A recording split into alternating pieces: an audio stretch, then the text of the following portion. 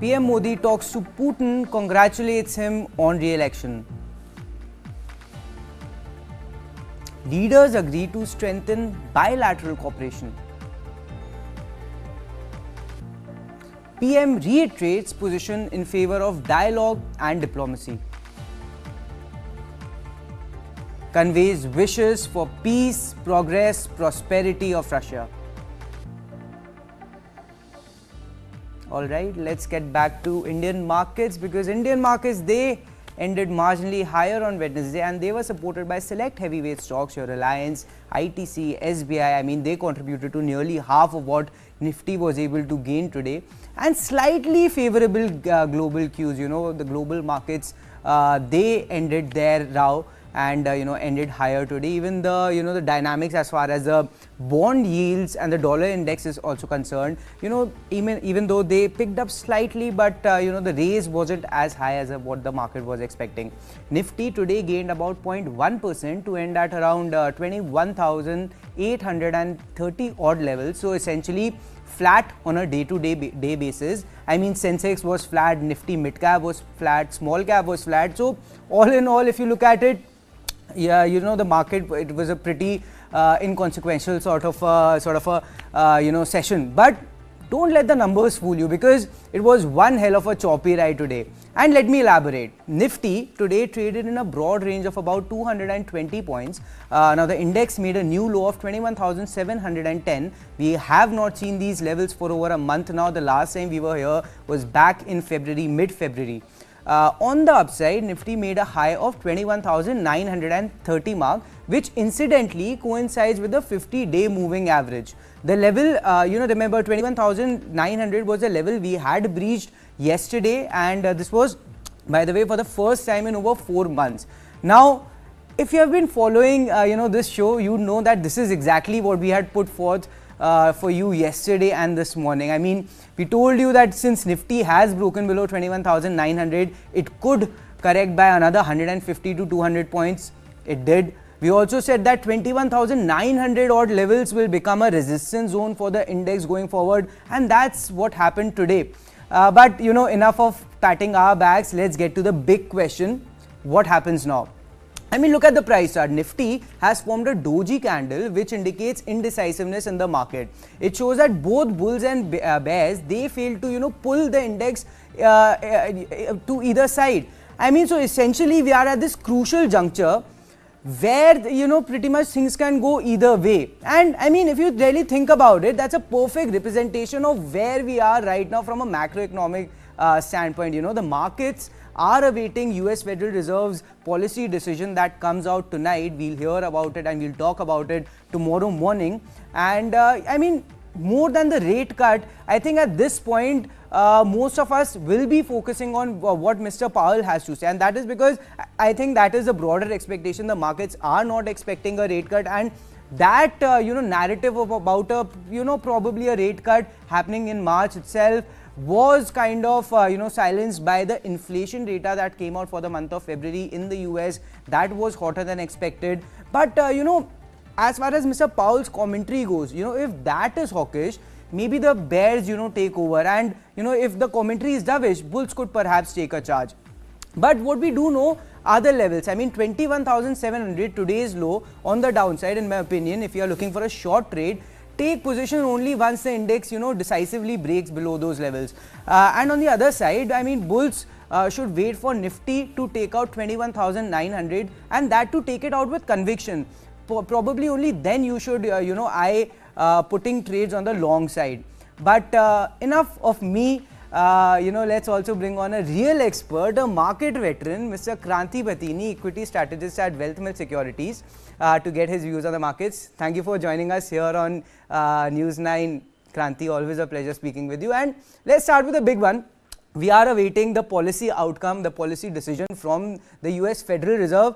Do you think that, the Fed can surprise us, go for that nominal sort of a rate cut, just to test the market? What is there a possibility of that happening? Suyash, I'm also crossed my fingers, but I don't think so. If we are getting any surprise rate cut, it's market is going to give a big thumbs up. But I don't think so, because today the ECB, European Central Bank, also expressed the same view. They are not in a hurry to reduce any kind of interest rate cuts, but what they are expecting is inflation can be controlled to the tolerated levels at some point of time. That's what the anticipation at this point of time. But I don't think so. Jerome Powell is going to be in a very much hurry to reduce any rate cuts at this point of time. If at all, if he is making any decisive rate cut, it's going to be definitely a surprising move to the markets, and we can see markets responding in a very positive way. But right now, what I'm looking forward from today's Federal Reserve outcome is, as you rightly mentioned, the commentary is essential at this point of time. What kind of forward-looking statements the FOMC chairman is going to make? It's extremely crucial at this point of time, Suyash, at this point of time. And also, the Japanese central bank also, they ended up the negative rate interest rate regime, and after 17 years, they've taken the yields into a positive territory. So that's also indicates the global economy is in a strong mode. The global growth is in a strong note, but central bankers are not in a hurry to reduce the interest rates at this point of time. Probably they might wait for some more time to get the things under control. All right, central banks may wait for some time till inflation is, significantly under control. And I've been getting a lot of questions. Why is Japan going for a rate cut at a time when everyone else is looking for for a rate hike when everyone else is looking for a rate cut? I think it's essential to point out that, the situation over there and elsewhere in the world, it's different. They were battling with deflation for the longest of time, and finally inflation has gone above 2%. So that's why it makes sense for them to go for a rate hike, whereas everyone else, inflation has been the big problem. That's why they are looking to, wait and see how that picture pans out before going for monetary easing. But, moving on. Yes, Yes. simple answer for everyone's confusion or everyone's analysis is, look at the movement of Nikkei. In the last 20 years, one will get the answer in that sense. Right, sir. But, let's getting back to our markets. After SEBI, RBI is now raised concerns about froth building up in the mid and the small caps. This was in the monthly bulletin that the central bank put out. And let me just put out the quote there. They pretty much are saying stocks are riding an intense bull market, notwithstanding intermittent corrections, and this has been driven by broad-based boom. While large caps are gaining, mid and small caps are rising even faster, with hints of froth and spreading equity culture. The stress test, that did not raise any red flags, Kranti. So what's everyone fretting about here? All the regulators, SEBI, AMFI, now RBI. Yeah, Suyash, I can't comment completely on regulators, because the regulators, when they're giving such commentary, when they say there is a froth in mid and small cap space or in particular pockets, if they can be stock specific, that will help the retail investors to avoid such stocks. So because they have the data to back up what they want to indicate.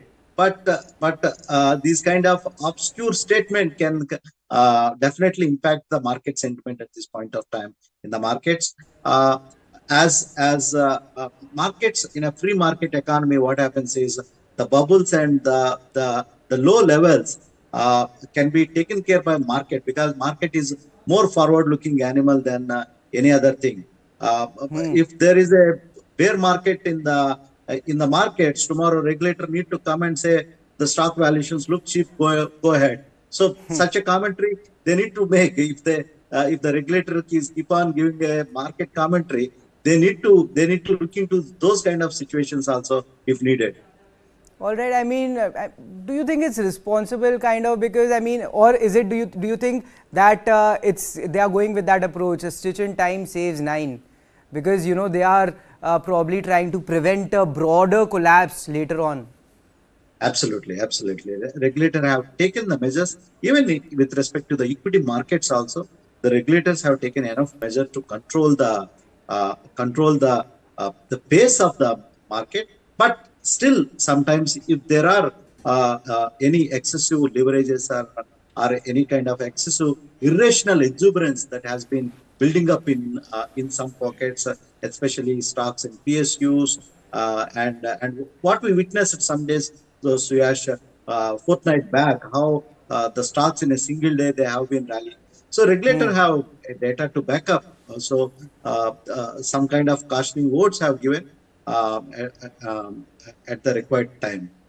All right, and also wanted to get on this interesting report that I read, and I think we have spoken about it in the past as well, that economic growth in India is currently being fueled by subsidy-led growth, where government schemes such as PLI, credit subvention and direct benefit transfers are playing a more prominent role, and this is a shift from credit-led growth, where businesses and individuals borrow money to invest and stimulate economic activity. I mean, this sounds like a problem to me, Kranti, because I'll tell you what, we know that the government is looking towards fiscal consolidation, so they'll probably tighten their coffers post-election. Also, private capex has just not picked up. I mean, this could create a sort of a vacuum. What are your thoughts here? Am I looking at this the wrong way? Not exactly. So actually, there is looking at the things half empty, or you are looking at the other side of the coin. But one thing we need to take is to stimulate the economy, to keep the pace of the growth. The government can take different kind of measures, okay, increasing the capex, and state governments can take the measures to increase the subsidies on various things, and also the direct transfers also helps the economy to keep the economy to boost. So here, the one issue one need to look forward is what quantum these stimuluses are coming and what quantum the direct benefits are going. So we need to take all these things into consideration. Overall, if the economy is doing on a positive note, at some point of time, we don't have again here, if there is anything extra, anything get into a frothy situation, anything get into a bubble situation, boosting too much of the liquidity also sometimes creates a froth in the economic growth cycle is concerned. So at this point of time, I don't think so. We don't have any such kind of bubble-like situation in the economy. The growth is at a track, and definitely, as you mentioned, when the private cycle credit is going to take place, definitely it follows the credit growth cycle is going to take place in the coming quarters. We can expect both the capex from the state and also from the private companies that will the corporates also increasing their boosting the spending is concerned over a period of time. So I don't think so. Yes, your data is correct. What you mentioned is, but I don't think so. There are no excesses in the economy right now, and our CAD is under control. And one way, Suyash, we need to take into cognizance the increase in the tax income for the government. One is the advance tax collections have been going up, the indirect tax income is going up, the GST has been month on month going up, and also the direct tax collection also going up. So the economy, the shape of the economy is in a perfect state at this point of time. That's where we are deriving the 7 to 8% growth projections. We are not in a territory where China is to climb. They are going about 10% growth rate. Those kind of those kind of situations are the bubble-like situations. And also the infrastructure spending also, we have a lot of delinquencies. So we are meeting the demand. It's not going, the supply is not above the demand. We are at par with the demand at this point of time. So I don't think so there are any kind of bubble-like situation in the economic growth of India is concerned. All right, but sir, I mean, we have been talking about this for a while. You know, the private capex is just not picking up. And with that in mind, do you think RBI could jump the gun and maybe go for a rate cut come April instead of, taking and waiting for cues from Fed? Because, I mean, a low interest rate environment could probably compel private players to borrow more, right? Yeah, what you said, Suyash, is absolutely correct.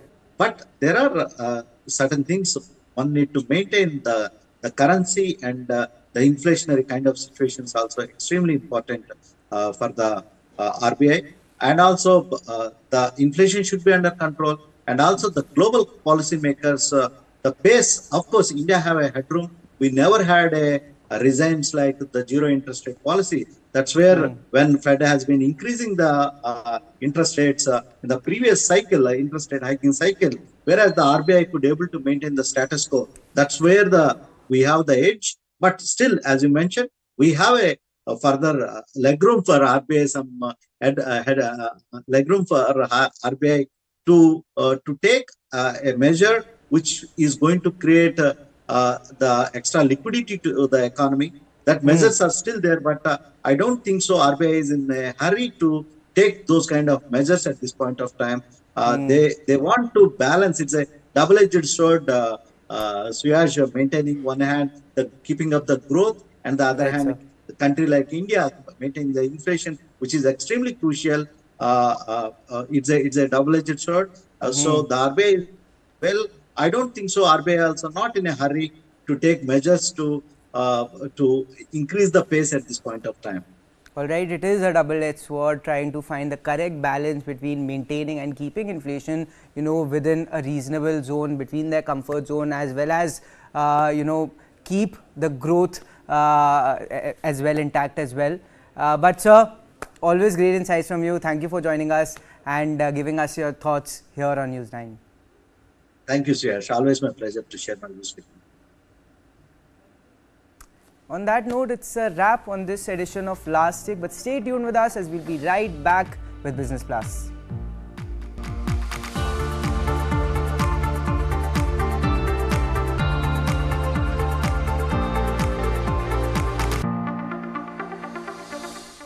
Start with the end in mind. You need to know where you want to reach.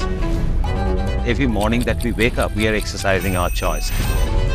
The destiny is decided. The results are known.